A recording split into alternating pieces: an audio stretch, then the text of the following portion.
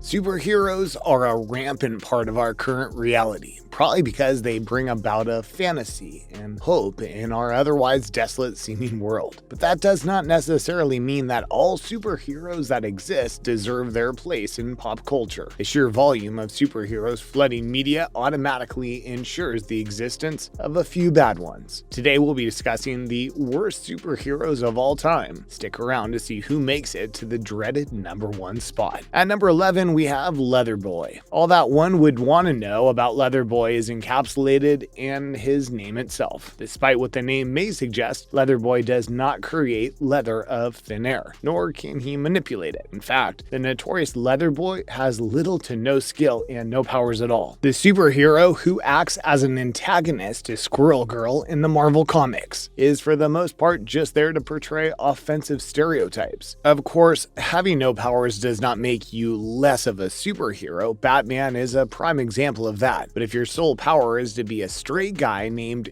Gene dressing up in leather gear and making unfunny BDSM jokes, it's hard to crack that top superhero list. Not only that, Leatherboy is acting a walking stereotype that often mocks the LGBTQ+ community. That too consciously. A superhero that avidly participates in the spread of hatred is one not worth following or liking for that matter. Number 10 is the Red Bee. You may find this superhero on many a worst superhero list, and for the most, very few would say that it's undeserved. His superpower is downright laughable, as the man in a red, blue, and yellow costume has a trained bumblebee. That's literally it. The bee, if you're curious, is named Michael. The Red Bee first appeared in a comic series titled Hit Comics No. 1, released way back in July 1940. And if you'd believe it, he was purchased by DC Comics in 1956 and has since been in the public domain. He was originally armed with a tool belt, a stinger rifle, and the power to summon a swarm of bees if he felt a sudden urge to make some honey. He too, like Leatherboy, doesn't have superpowers on his own, but Richard Raleigh made up for it in his specialized use of trained bees. Now sitting at number 9, Squirrel Girl. Back to Squirrel Girl. Let's talk about how she's essentially just a dollar store version of Deadpool, which is to say less cool and less overall interesting. She has a comedic streak in her comics, except all her jokes come across as kind of unfunny. But for the most part, she's often scapegoated by Marvel as a joke to kill other superheroes. Surprisingly enough, this Squirrel Girl has some impressive victories in her bag, like Wolverine, Deadpool, and even Thanos, although she often wins because her opponents underestimate her, and the conclusion is never as satisfying as it could be. She had her first appearance in Marvel Superheroes Volume 2, number 8. Next up at number 8, Arm Fall Off Boy. Now if you're wondering who would consciously choose to be named Arms Fall Off Boy, we don't know what to tell you.